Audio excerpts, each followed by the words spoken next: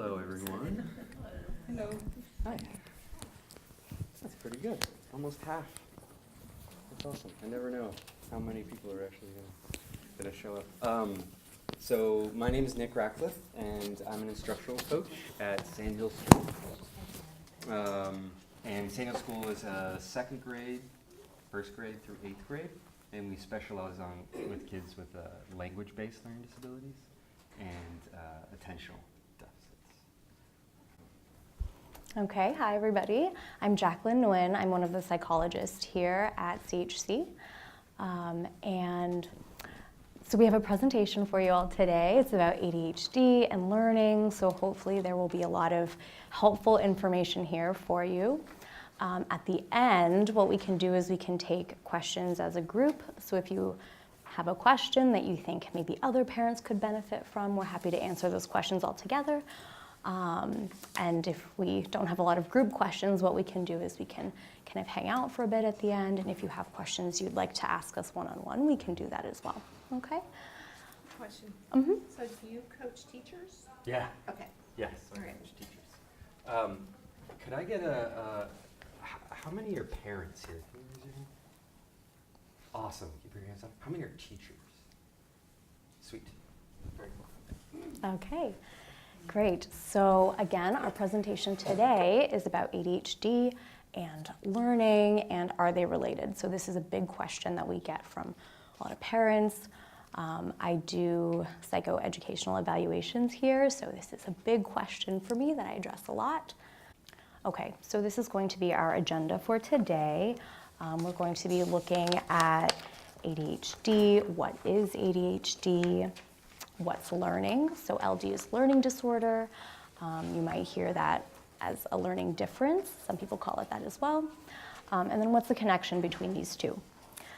And then we're going to go into the next portion of the presentation. You can see here how to create an ADHD and LD friendly home environment, how to support your kid at school.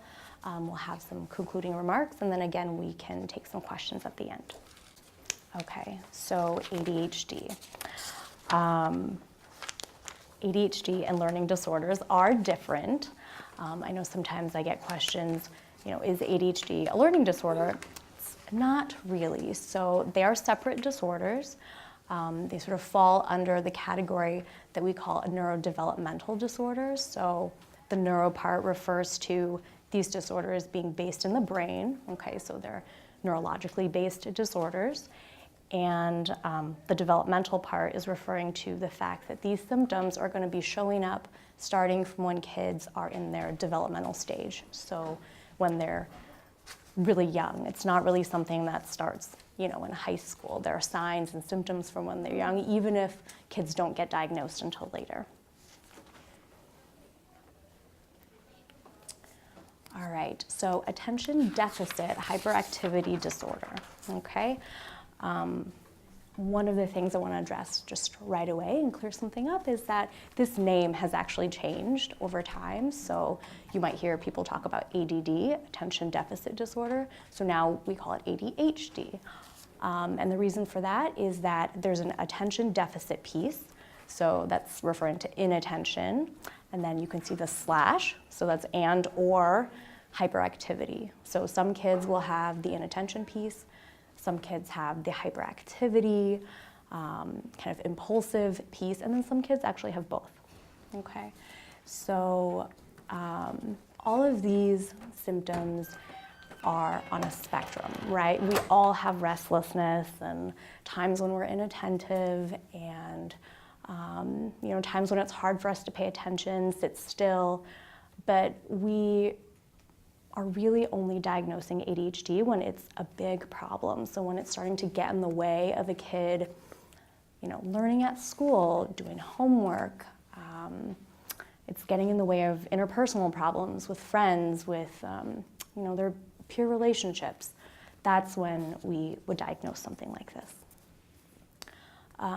There need to be symptoms before 12 years old. So again, that's referring to the developmental stage. It's not really something that just sort of happens later on in life. The caveat to that is that sometimes something like a brain injury can result in symptoms like ADHD. But if this is something that we're talking about, from the developmental stage, that's what we're really looking for. And then symptoms are going to be across settings. So if this is true ADHD that we're looking at, it's not going to be something that only shows up at school or only shows up at home. You're going to see this all over the place, okay? So there are going to be times when kids with ADHD have the ability to regulate, and they can sit still, they can pay attention. I hear a lot of times from parents that kids with ADHD have what we call hyperfocus. So it's something they're interested in.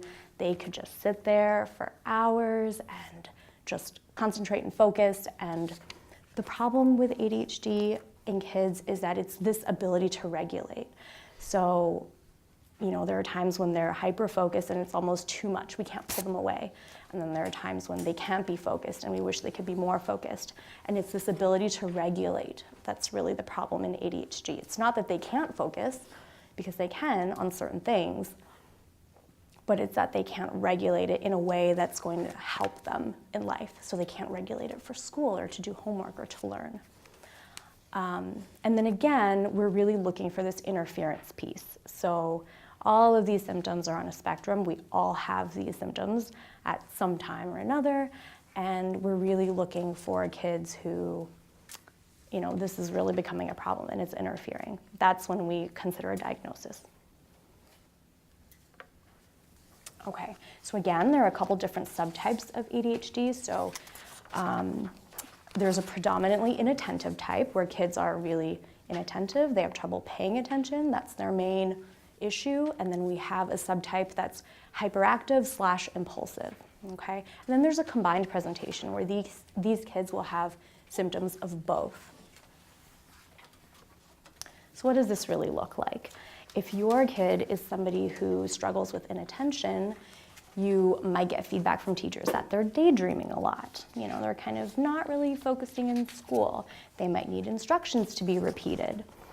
And they're sort of forgetful. Maybe they have forgotten what you just told them, or they're forgetting lessons that they've learned in class, or they forget their homework, or they forget their pens and pencils and their lunchbox, okay? Hyperactivity, so that's the fidgety, restless, moving around. They can't sit still, they're always moving. If they're younger, maybe they're climbing up on things all the time, and you're in public, you're not supposed to, you're at school, but they're still just moving all around. And then this impulsivity piece, which is related to the hyperactivity, but we can think about that like really not being able to hold back.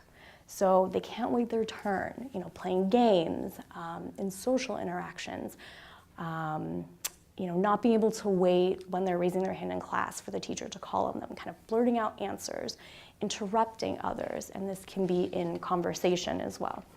And there's also an emotion regulation piece that is a part of ADHD that sometimes gets missed, or we don't talk about that as much, but it also includes this ability to regulate your emotions, okay? So kids with ADHD, sometimes that looks like big emotional reactions. Something happens where you think, oh, most kids this age, I think they would be able to handle that okay.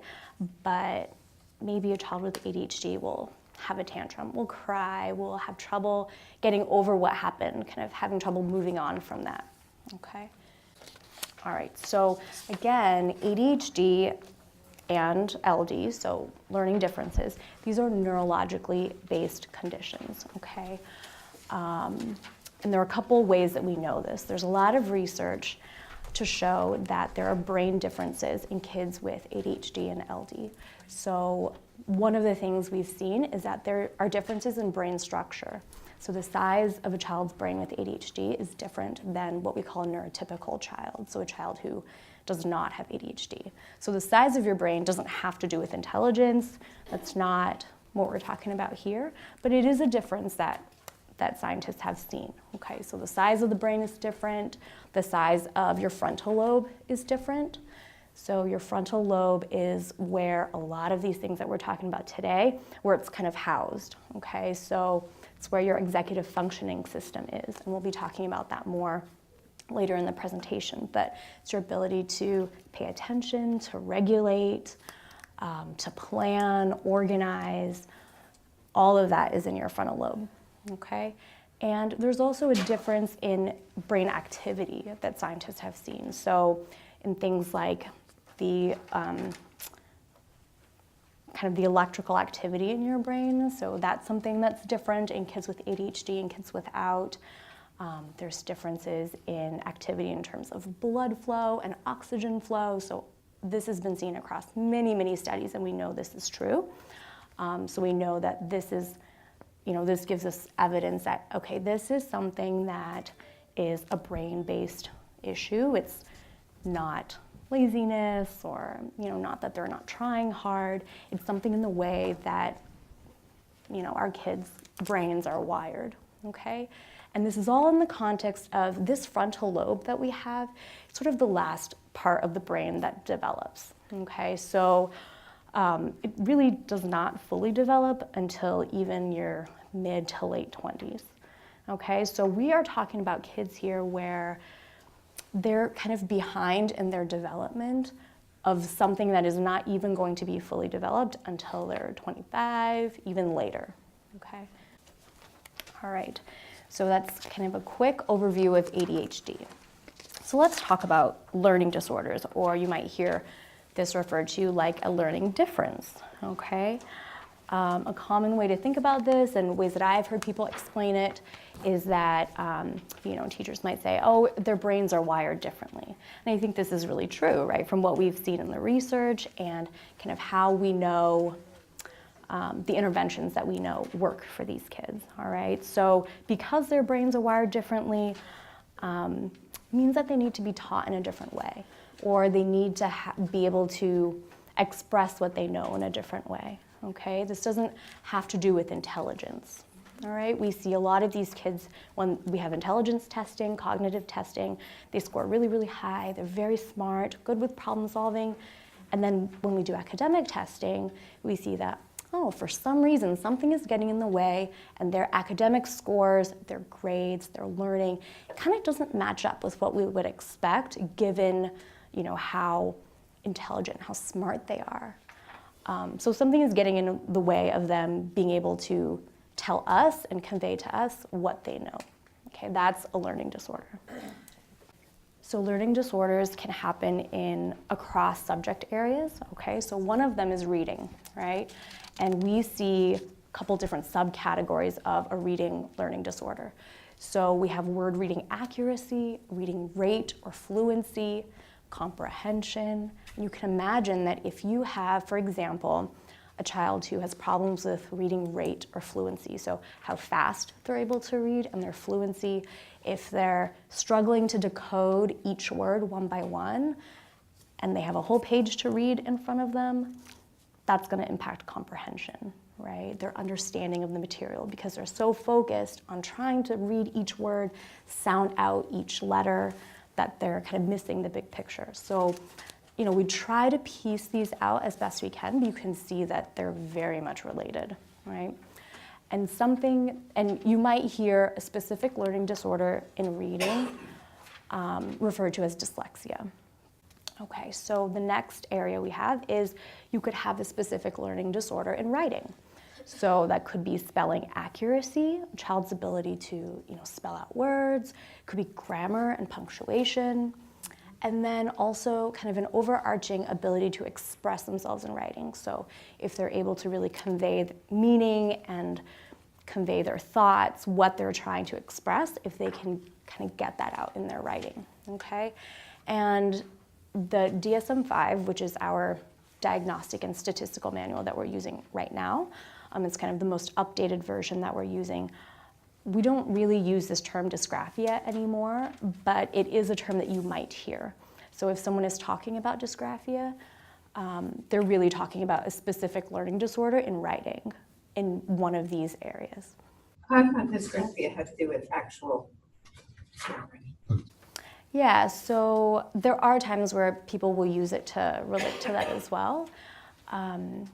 And another word for that in the DSM-5, we would call it developmental coordination disorder.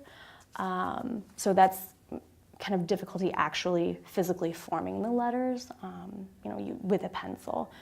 And then could also be related to lots of gross motor problems as well. So kind of parents will say like, oh, my child has always been kind of clumsy or falls a lot, or they had trouble learning how to walk and crawl and things like that. So there are lots of other kind of characteristics that go along with that.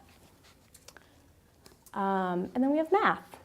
So if your child has problems with mathematics, this might look familiar to you. So number sense, memorization of facts. Again, we have this accuracy and this fluency in calculation. And then there's also math reasoning, okay? And then you might hear this referred to as dyscalculia. Okay, so again, these are all conditions that start in the early developmental period, okay? So even before a child goes to school, you may start to recognize some of these signs. Maybe they don't want to play language games or rhyming like other kids might. They kind of steer clear of that. You might notice that a child is using baby talk, mispronouncing words, and having trouble remembering the names of numbers and letters, days of the week, months, as you go in your developmental period. Some of this is going to be completely appropriate, right? And then as you get older, some kids may start to fall behind, so you might notice that. They might have trouble recognizing the letters in their name, trouble learning how to count, kind of matching up, counting with the symbol of numbers, matching letters with their sounds. So even at a very young age, there are signs that we can kind of look out for.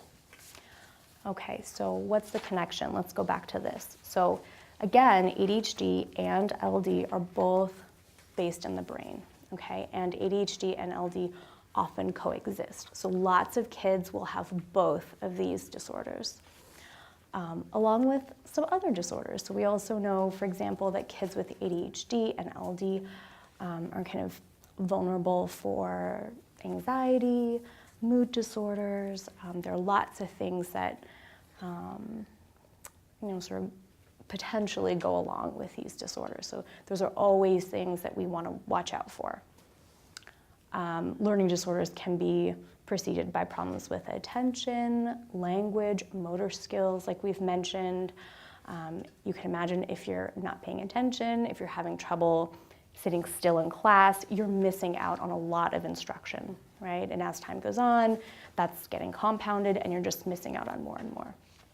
Okay, so I want to spend some time talking about executive functioning because I think this is really something that connects ADHD and learning, all right? So executive functioning is our ability to control cognitively, emotionally, behaviorally, all of that. That's executive functioning, right? It's based in the frontal lobe. It helps you regulate your behaviors, emotions, all of that. And we break executive functioning down into a couple different categories. So we have working memory, cognitive flexibility, self-control, initiation, and set shifting. And we're going to go through and describe each one of those. So these are main categories that you'll hear people refer to when we talk about executive functioning.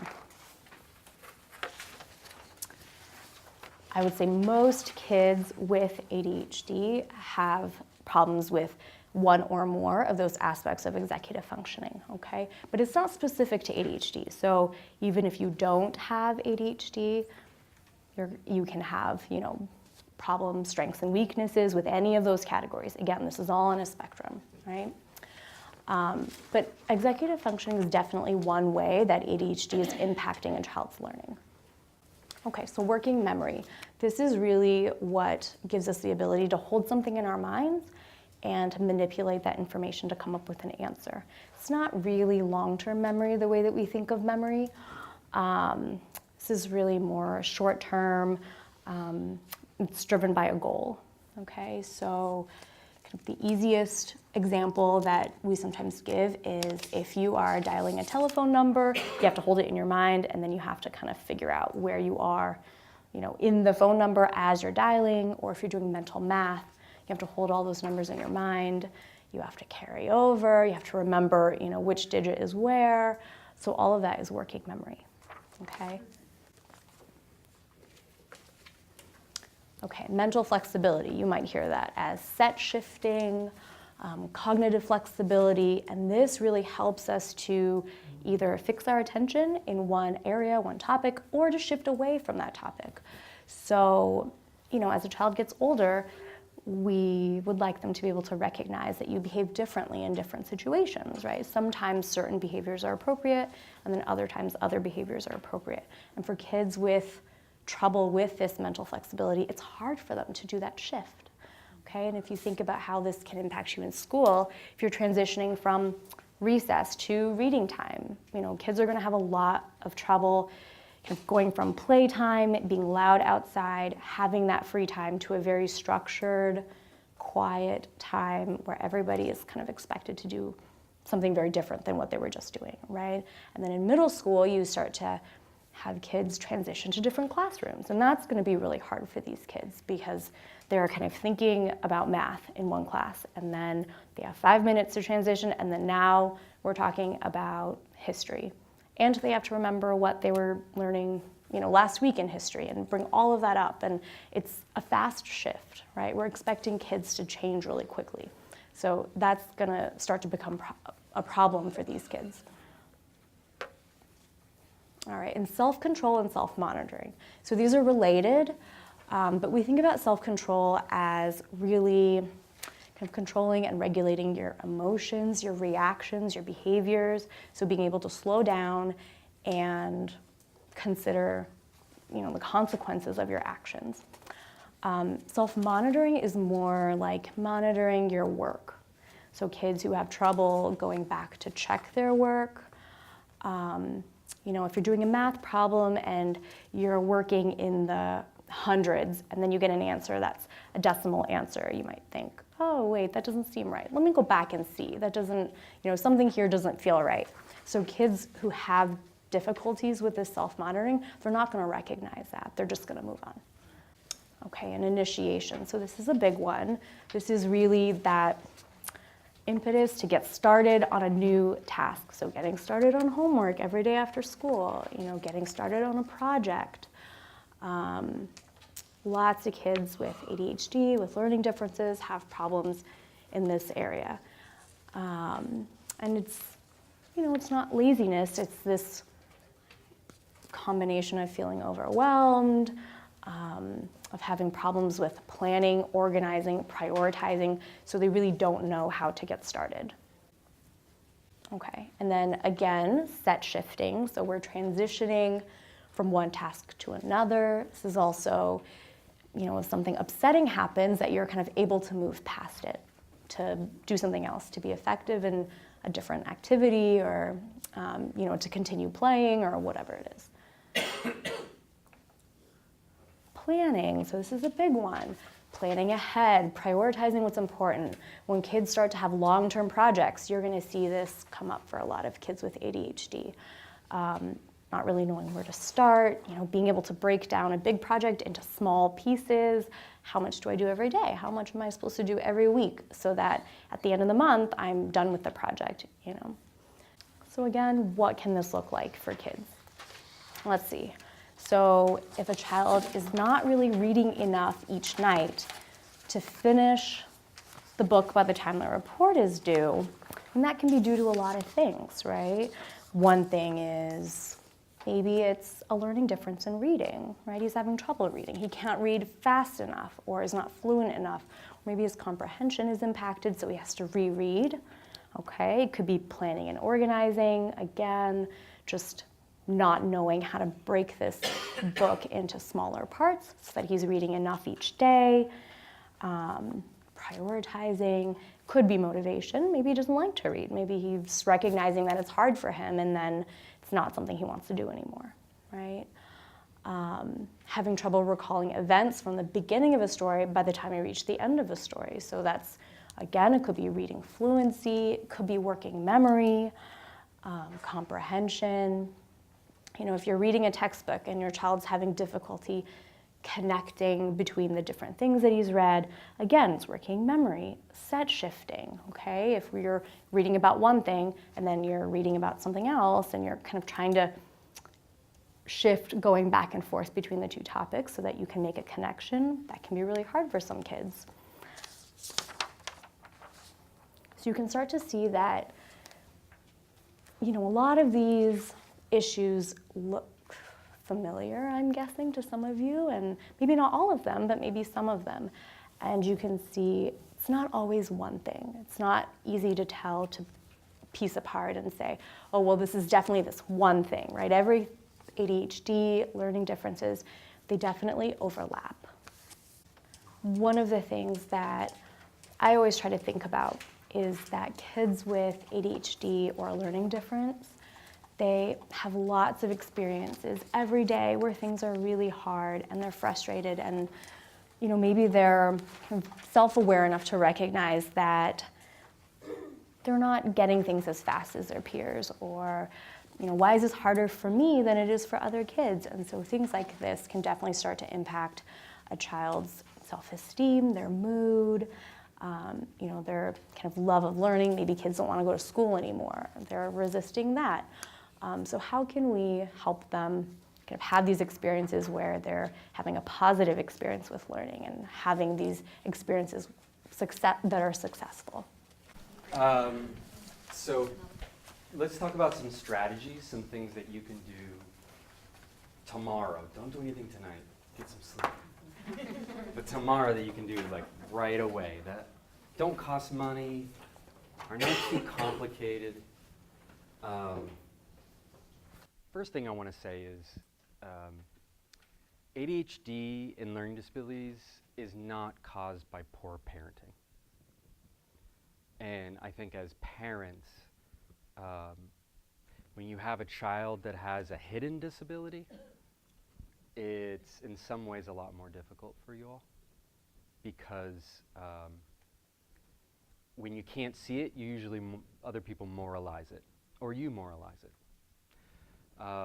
Y'all have a, I don't know why I said y'all, I'm from Walnut Creek, California, ADHD parent support group. If I would say anything that you could do as a parent of a child with ADHD or learning disabilities is to have people that can support you. Have psychologists, have a team that is at the school that can support you, but also other parents.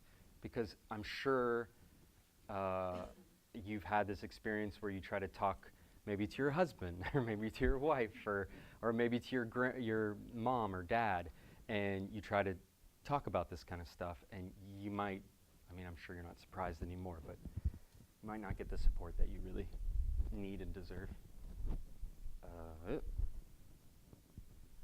All right, so in education and in parenting, we talk about two different strategies. There's proactive and there's reactive. You need both. But my challenge is to teachers and to parents is to be as proactive as you possibly can. So we're going to talk about managing the problems before they start, which is proactive. And then reactive is after the problems start. And that usually has to do with reinforcement, whether it be ways to get them to stop a behavior or ways to get them to start a behavior. So this is Felix right here. And he's walking down the good behavior path highway. And this is just to reinforce that children need external prompts to help them make good decisions to go down this behavioral highway. And Felix is walking down the highway with this thing called a BPS, a behavior positioning system, like a GPS, right? So, he's got that. He's got that phone, and it's helping him make good decisions, right? He's got that good internal monitoring system, and it helps him self-regulate his emotions and behavior. Nick, on the other hand, who's me, is over there and can be influenced by a lot of things. Like he can go down teasing Terrence lane or not listening lane, and Nick just doesn't have a without having a positive behavioral intervention in place or external prompts, Nick's easily swayed when he's going down this good behavior highway. So I want you to continue to think about those external prompts. Russell Barkley, who you brought a book by, he's kind of an ADHD guy. He talks about people with executive functioning issues as needing a, what are those things when you don't have a leg and you, yeah, thank you. He says that they need a prosthetics for their environment. So you need to set up prosthetics for their environment in order to keep them on this good behavior pathway. And we'll talk a little bit about that. All right, the first one being proactive is having what could be called as a disability perspective.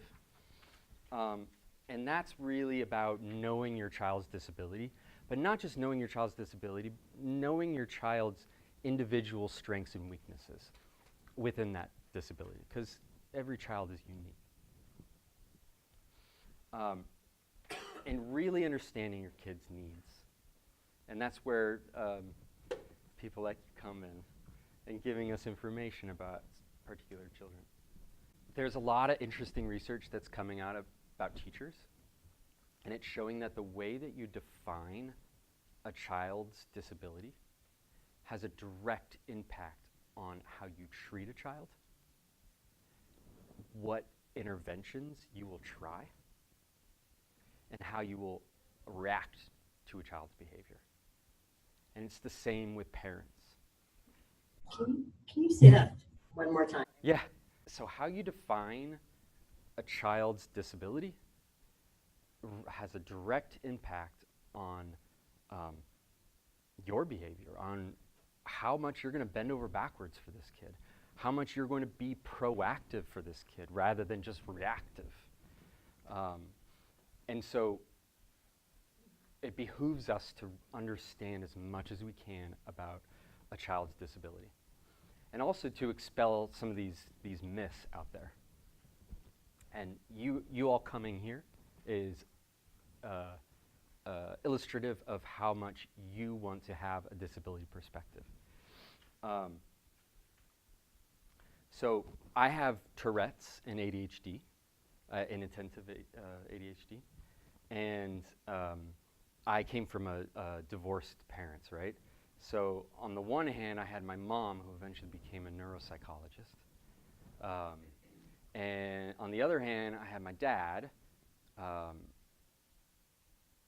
He's cool. But my dad, he was very reactive. He didn't have this disability mindset. So he saw my tics, he saw my impulsiveness, my difficulty with reading as a moral thing, a thing that just needed more discipline and more pep talks and those kinds of things.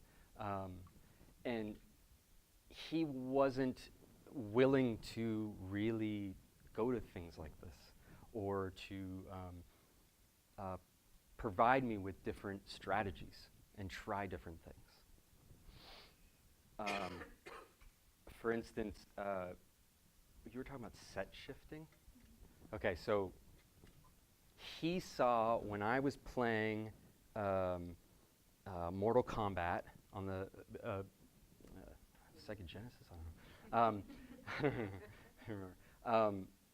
And I was just like in it, and I knew everything about that world, and I was just like, he would be like, it's time for dinner, it's time for dinner, it's time for dinner, it's time for dinner. And I would just be so focused on this thing, I wouldn't even hear him. But he didn't see that as me not hearing him. He saw it as me selectively not hearing him.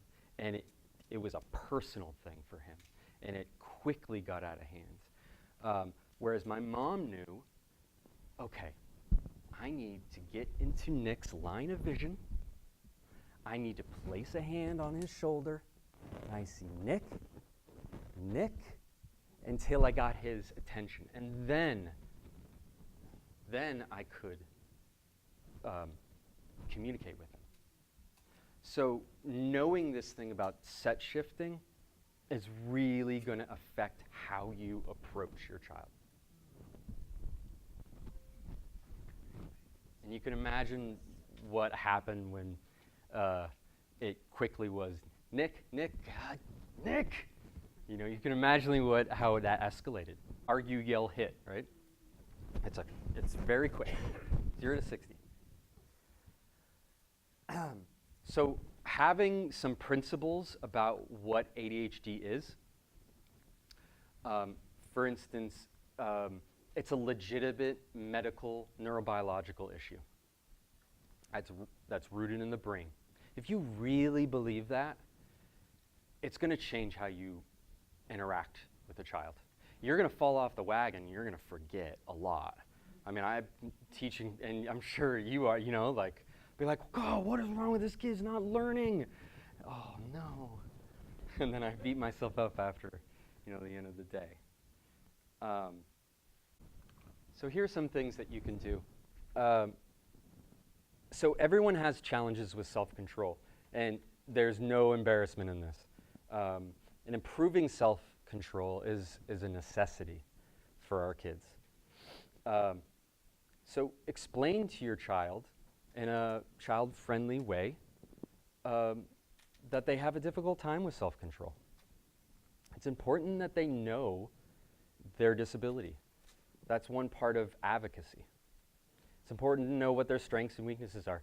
And oh man, it was so nice when I would come home and I have such a hard time at school because I couldn't, you know, pay attention or something like that. And my mom would not just say, you know, listen to me and say how hard it was and, you know, you must have been so frustrated, but also say, you know what, Nick, and explain to me about how the neurology.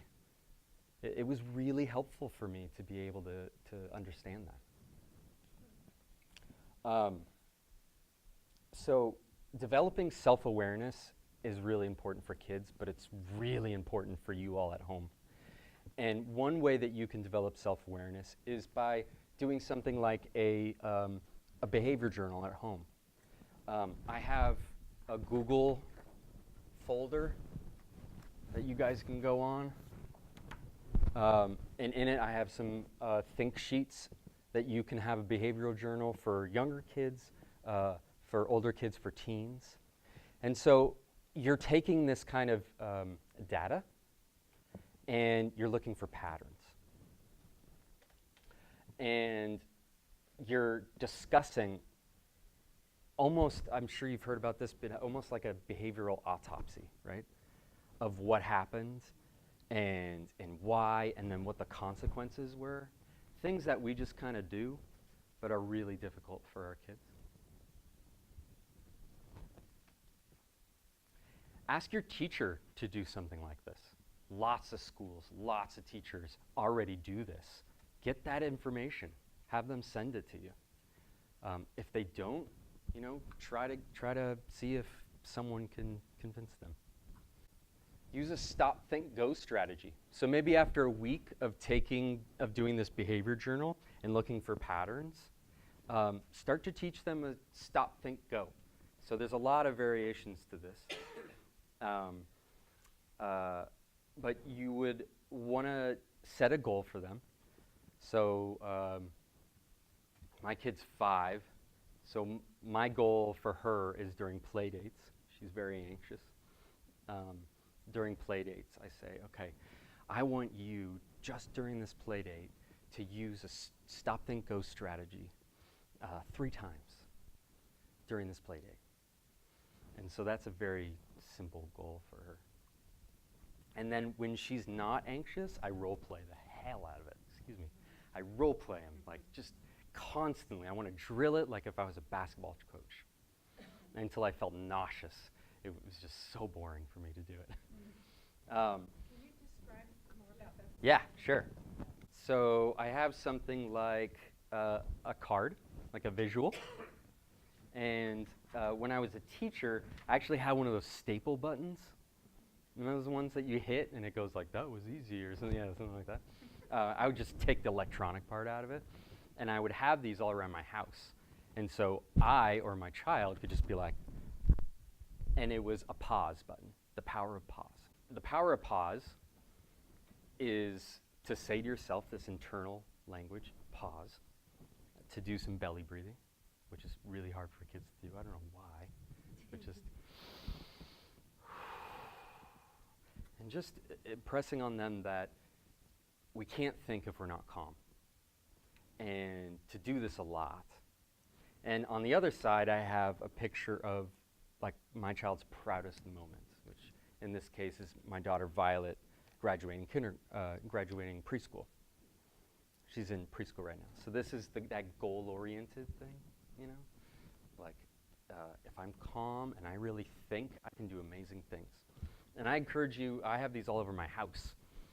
And they're a external prompt to help my child.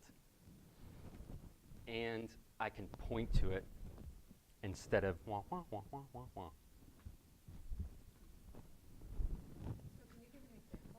Yeah, sure. So it doesn't work. I'll give you an example when it doesn't work. It doesn't work when you're being reactive. It doesn't work when your kid's like it's like, I don't want to go to school.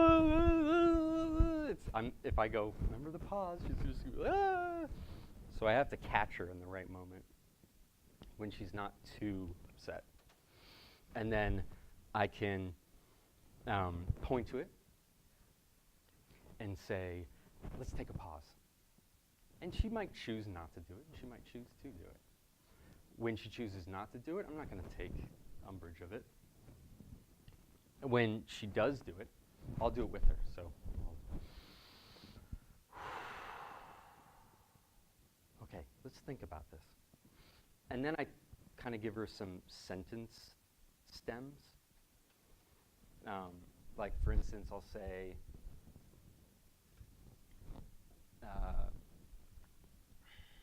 okay, how are you feeling? What's the problem? Because a lot of times it takes a lot of thinking to come up with a real problem. And I don't know, in your work, it takes me like 10 meetings. And all of a sudden, after 10 meetings, we finally have the problem to find. So something like that. What can you do right now? And what do you think is going to happen after you do that? So they're actually thinking about consequences. So basically you're saying when she starts to, you sense that she's starting to get anxious about something, that it's like an antecedent. Yeah. So you're just saying, okay, I sense something's happening. Let's stop. Yes, that's right. Let's take a breath. That's right. So you're kind of preventing Yes. a possible breakdown. Yes. Yes. Thank you for saying that more clearly than I did. Okay, so really quickly, supporting your child at school. Understanding that teaching kids with ADHD and LD is challenging for teachers, right? And communicating effectively with your teacher is really important. And also knowing what the disability mindset of the teacher is going to help you to plan how you interact with that teacher, how you your expectations. So some teachers look at it as a strictly behavioral model, and the behavior is voluntary and it's willful and needs to be stamped out. And some are more of an academic model, like these are skills that you can teach a kid, and I'm going to spend time during the day to teach this kid how to have self-control, those kinds of things. Approach your child's teacher as an ally. Start before the school year. Don't wait until problems start happening. Start right away. Don't expect that your child's teacher knows a lot about ADHD or LD. And don't be shy of giving information out. You have just as an important role as the teacher on this team. Don't let their teacher talk intimidate you.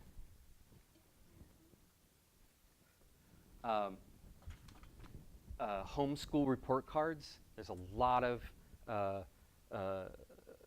evidence out there to show that that really helps with parent-teacher communication, and that's just having certain behaviors or skills that you want the child to demonstrate, and during the day, between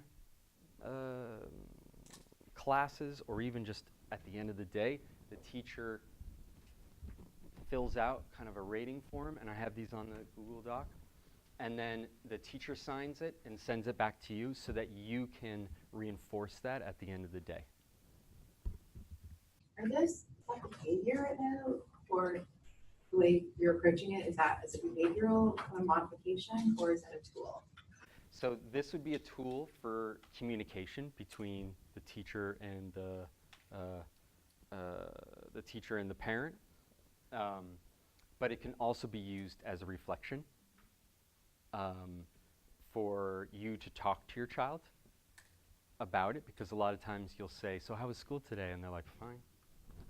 So this gives you more information, and it's also very focused on behaviors that are easily understood. But you wouldn't be giving reinforcements or anything like that. It wouldn't be tied unless you really wanted to. How often do you recommend to ask teacher to do this? As much as you can get the teacher to do it. Yeah. Get it written in the IEP. That's what I would suggest. What about older kids? Like, you don't work with Yeah. the teacher on staying in your seat or Right. any of these things. You don't use Right. smiley face. Yeah, totally. Yes, yes. So something like this that can be altered. So you have things like, I brought all my materials to class. I used graphic organizers during my writing assignments, things like that. And at Sand Hill School, we have middle school teachers. We'll have these, and we'll have one-on-one conferences with the kids throughout the week, and we'll do this with the kid. So the kid will do theirs, teacher will do theirs, and then they'll compare and they'll talk about it. So it's not used as a, gotcha. Yeah. It's more used as a self-monitoring tool. And you All right. can use some of those as a template, really, for, Yes. you know, if your child has a specific problem that you're working on, a goal that they have, you know, you could just have, 3 checkboxes of like 3 top goals that your child is working on. And especially if you're asking the teacher to do it more frequently, to be filling out these forms, I think simplifying is going to make that a more realistic goal. If I have one kid that goes to a private school, that's fine, they'll do it there. Another kid who goes to a public school, they're not gonna do, even with the IEP, they're still not gonna do any of that stuff. Yeah. That's So- very They frustrating. don't even show up to the meetings, so. Yep, that's very frustrating. So if I have to rely on my son to do it, they're just like, Yes. it would be easier if there's something to engage him better Yes. and participate.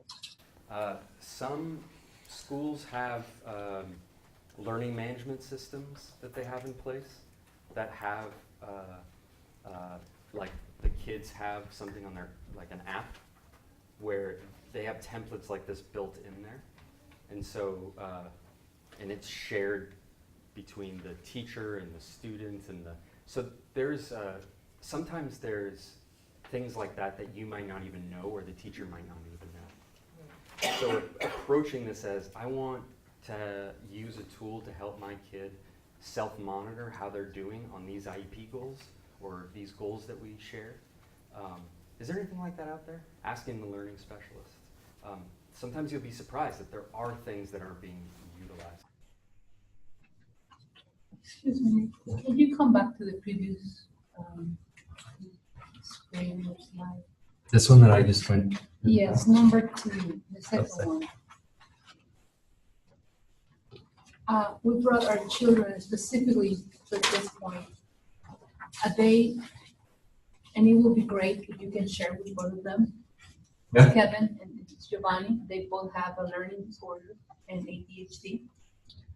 Fortunately, they are not showing with behavioral Mhm. issues, but with learning and retention and all of that.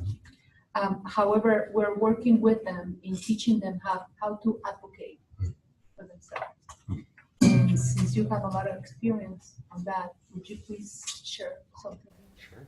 How old are you guys? 20? Together. 12? So in public school, private school? Okay, cool. So they usually start self-advocacy training never. Even though that's one of the pillars of an IEP, you have to have self-advocacy training. They will start self-advocacy training if they do, around 14 or 15. That's when you usually see it. But there are curriculums out there through the SELPA. Are you guys around here? Or? Yeah, Redwood City, yeah. So they have that. And that kind of curriculum, I think it would be really helpful to you guys. I also think that, do you know anybody that struggles in school like you guys do? I believe IEP classes or Okay. small groups. Okay. He said Oswaldo? The good thing about being in Silicon Valley is that you're surrounded by people that, one, are weird and successful, and two, have a difficulty learning. And I would recommend that the two of you look up Eye to Eye. So Eye to Eye. Yeah, they have the application. Oh, awesome. Yeah. And we have something at CHC. We're setting up an Eye to Eye program, a mentoring program. So there are kids that are older. There are kids that are professionals. Or not kids. There are people that are professionals that will mentor students like you. And really, that's me standing up here, but actually having a relationship with someone like that. Peer-to-peer. Yeah. Yeah, so Eye to Eye is a national program about mentoring with kids with learning disabilities and ADHD. And it's all about self-advocacy and connecting kids with successful people who have ADHD and learning disabilities. So if you go online, it's a national movement, and you can get lots of resources, and you get hooked up with people who are all over the Bay Area who can help your child kind of learn from a mentor specific strategies that have worked for them, that may work for them, and take some of the shame away from it. Because that's the most debilitating, is the shame that you feel every day. It would be like if I went to my job every day and I failed every single day and nobody understood why I failed or cared. So having someone that you can reach out is really cool. What are the age ranges for Eye to Eye? Oh man, I think they go down. I'm not really sure. Is it sixth grade? Sixth grade. Yeah. Yeah.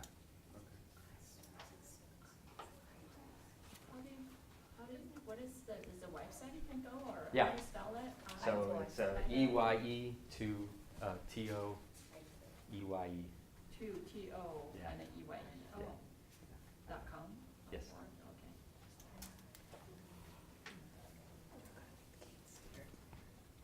So Does this is anyone? questions. I think we're done. Yeah. Does anyone else have questions they think might be helpful for the group? Kind of a more general question.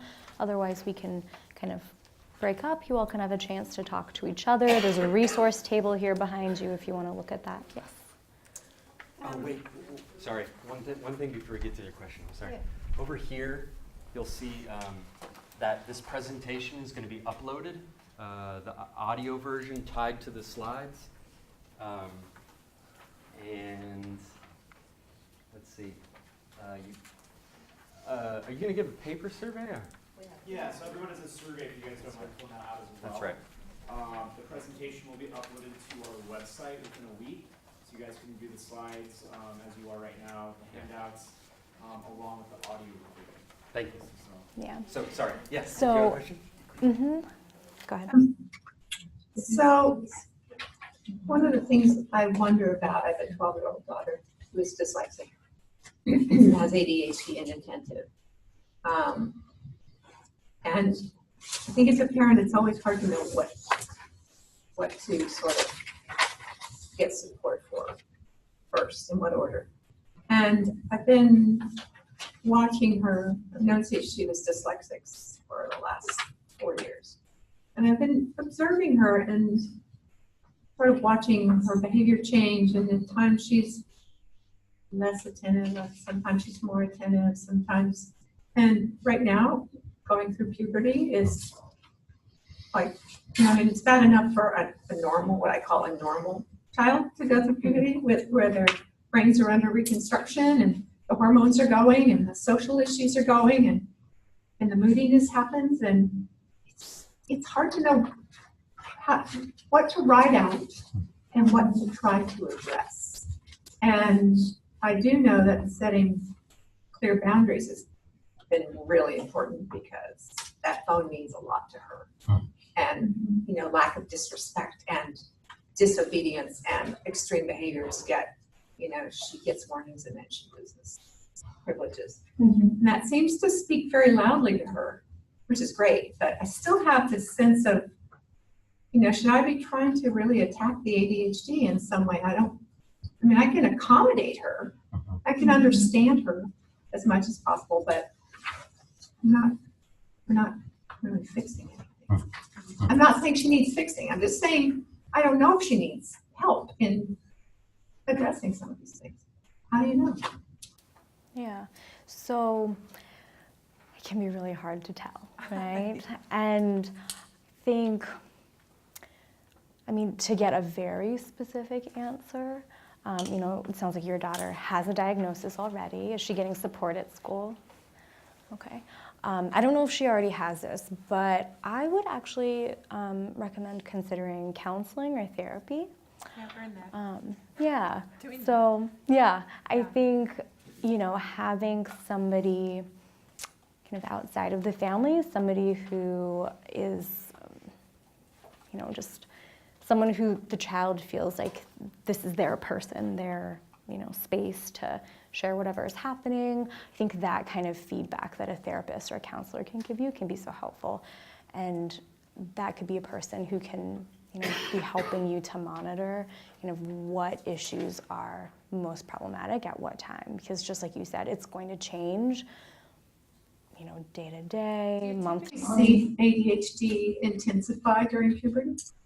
Well, Typical? so with girls, there's this research by Stephen Hinshaw at UCSF. He comes down here sometimes to talk. And he says that a lot of times with girls, there are these symptoms that don't always look like ADHD, don't always present like ADHD. So, for instance, in one of his surveys, he found that 51% of these girls who were during puberty time and older, there was cutting and scratching and burning and hitting themselves, and suicide attempts. I'm trying to scare you, but there are things that don't always look like ADHD, and these kids require a village. And I think what you're saying is really apt. That as a parent, I can only imagine you wanting to do as much as you can, but having a support system, the more people you can have in it, and the more people that are interdisciplinary, that can see things that you might not see, and provide interventions or strategies that you might not even think about, because you might be going at it in one avenue that's really important, but there are these other avenues that you also have to hit. You can attack the ADHD, but I don't know the statistics, but kids with ADHD, what we see is the tip of an iceberg, and everything below that, there's so many other things. There's not an easy answer, but the more people that you can have supporting. Can you give any specific examples of strategies to use with risky behavior? I see it with kids that I know with ADHD, and my own daughter has, and she's only 10, but I worry going forward, going through puberty, that that's probably my biggest worry, actually, is risky behavior. what specific strategies, rather than, talking to about consequences of, it doesn't work. So, let's think about what might happen if you jump from the top of that tree. I think at school it's a lot easier in that we have like a closed system type thing, we have a lot more control, and we also get the kids when their brains are learning better, and then they exhaust themselves and they get home and they love you, so that they treat you like, and so I think having searching out, and I don't know if CHC does this, but searching out some positive behavioral supports that you can put in place at home will be really helpful. Because like you said, it's not a knowledge thing necessarily, it's a performance thing. So the more that you can surround them with a behavioral system, I know, when they're younger, you do sticker charts and those kinds of things, but they get more complex and they don't always come naturally to us. So having someone who can help you set a positive behavioral support system at home, the better your child will have. Be safe and successful. Do you find that the children, our background is always, talking it out and no consequences, no punishments. Do you find that kids with ADHD respond to rewards and punishments in the way that typical kids don't? I think kids with ADHD get a lot more punishment than positive reinforcement. There's a lot of research, certain kids, African American kids, for example, get kicked out a lot quicker. But there is research that shows that things like a token economy system, not for middle school kids and teens, it doesn't work as well. But for elementary, a token economy system where you give them reinforcements for good behavior, response costs like you're doing with a cell phone taking away. Those work really well with kids with ADHD. So kids with ADHD actually need more of the outside external reinforcement than kids who are neurotypical. So sometimes we'll see, parents or teachers will say, oh, well, they should know how to do this on their own already. And that's not really going to be a realistic expectation for a kid with ADHD. So you actually need more of that structure. The tricky part can be finding what's motivating for a kid with ADHD, because any kind of internal motivation or just working, for kind of the gratitude of accomplishment, or, a teacher kind of telling you good job, those types of things may just not be motivating at all for a kid with ADHD. So it really has to be more external than you would expect. One of my favorite facts that Russell Barkley talks about is that kids with ADHD or kids with executive functioning issues, he talks about kids with ADHD, their brain development is 30% lagging behind typical kids. So just think about that. You're teaching your 16-year-old how to drive. 30%, you need to treat that kid like an 11-year-old.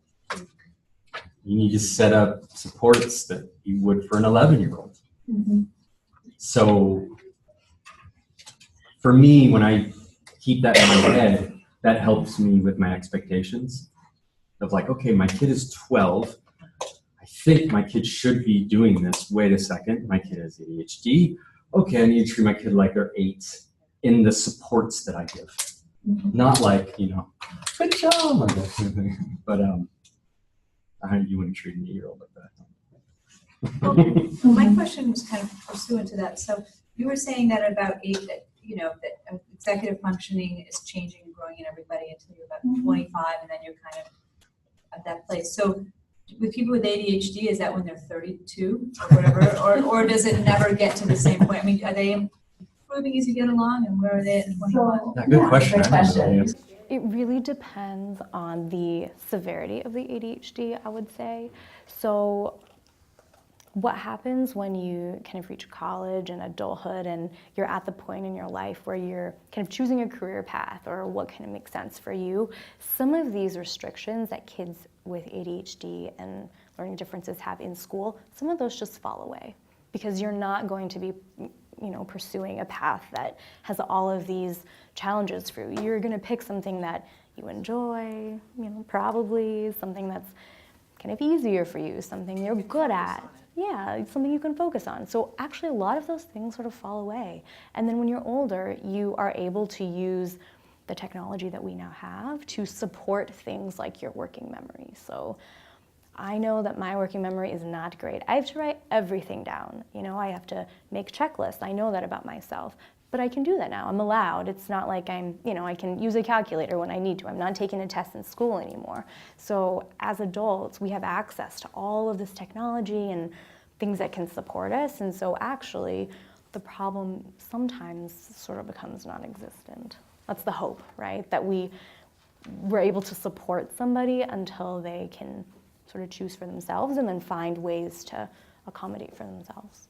It's too bad we have to kind of torture them through elementary and junior and high school with things that are so difficult for them when we know that if we were to support them towards being independent, human beings with tools early on, we could take away a lot of their anxiety and frustration. But in the schools, we're not allowed to do I that. consider my main goal to be to get her through school with her self-esteem intact. Right. Right. So she can use calculators, she can use spell checkers, she can use dictation. they can use the all these- computers but in the better than meantime, we can. Right. Can I get her through without teachers abusing her and teaching her, treating her like she's stupid, which she's not. She's brilliant. No. She's such a different kind of intelligence, but There's only so much. It's that teaching them differently. You're learning how, finding a way. I work in a special day class with 13 4th, 5th, and 6th graders who are all various learning levels, ADHD, learning disabilities, emotional, the whole kit and caboodle, and 2 girls are going through puberty. And the most difficult thing is there's too many to try to do one-on-one for each one. And so you're trying to teach a group an academic lesson when really what we want to do is help them learn how to get through the day, and feel good about themselves. I mean, right? I know adults who are dyslexic, but were never done. Right. I'm like, yeah, I think I'm dyslexic. Like, I can't tell my left from my right. I can't read a clock. But they're happy, functioning people. Right. And they were never diagnosed. They were never supported with all this stuff and all this education of their parents. And Well, it's tricky because like in the 90s, there was a big, right now social emotional learning is huge, right? In this area, and in the 90s it was self-esteem movement, right? We just need to tell our kids how amazing they are, and they found, I actually had like some bad things, and they found what really counts is self-efficacy, and that's kids finding that they're actually good at something. They're going through the experience of doing things. So Sally Shaywitz has a lot of, she talks about islands of excellence, right? Yeah. So having something that your child is good at, proud of, and always reminding them, always opportunities. Yeah, that's very important for kids like us because they're failing so much of the day. Well, wouldn't it be wonderful if we could start at a very early age teaching them how to be really great leaders of their community? And then they would grab onto, like, I can do anything. And then their learning would just come because they would know that as leaders, it would be good for them to also be great learners. So it's just very interesting that we don't do that more. Yeah, start. Let's do one more question, then we can break and we'll be up here. I'm curious in your situation, since you mentioned that about your family life, How did that work out for you? Did you avoid being with your father? Everything seems so fragile when I look back on it, you know?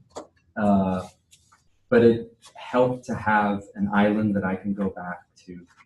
Someone who got so frustrated with me, she definitely, I'm sure, thought about killing me sometimes. Like, but at the same time, more and more, she was able to understand and help me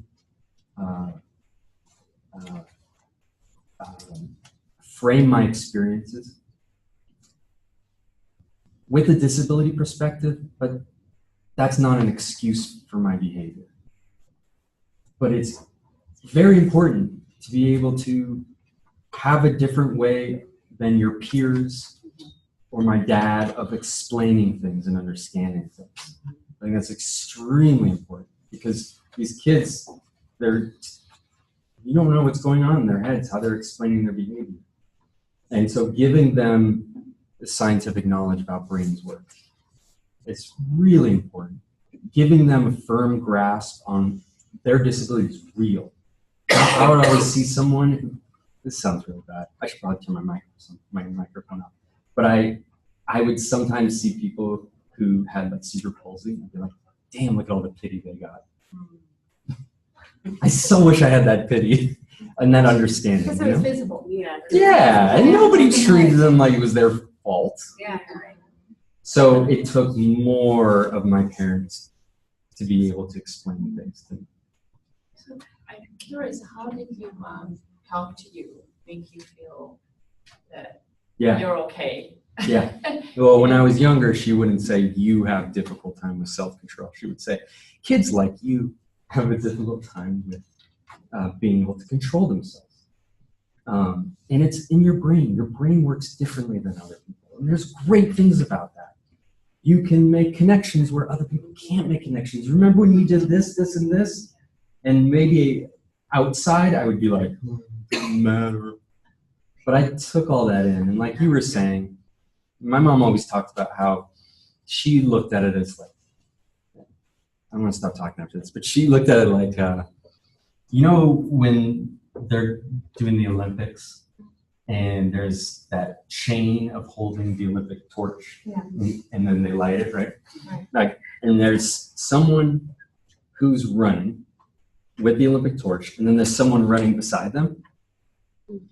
I was running beside, and she had the Olympic torch, and she was constantly trying to give me the Olympic torch, you know, until I was like 30, probably until I was married. Really what solved it. And she would always say, gosh, Nick, what if I just stopped trying to give you the Olympic torch? You know, like, what if I just put it down? Like, where would you be? And I think that for you all, it's so hard to see the future for where you are right now. But there are a lot of success stories and there are a lot of supports. CHC is one support. Parent group is a support. Yeah, so don't put that Olympic torch down. Keep holding it for your kid. They'll reach for it one day. So thank you guys. All of these strategies, you know, these are not things that you're expected to do on your own, right? Rely on your support system. Yes. You know, if you have a therapist or a counselor who is supporting you and your child, they can help you with a behavior plan, you know, just individualizing that to your kid. And then we have some, is there a slide of resources? Or, yep. We have some resources, books, websites that you might, you know, want to jot down if there's a new one. You guys have, because my son, he's really young. He just turned 7. He's in 1st grade. He can't go to mainstream school. They said that they just can't accommodate him because he really has behavioral issues. Or run around the classroom, go underneath the desk. I mean, it's just really hard for him to be in school. But he goes to a school in Hayward that I don't really like, but I wanted to know if you guys had a list of schools. Yeah. That maybe We you do. can get from me. Okay.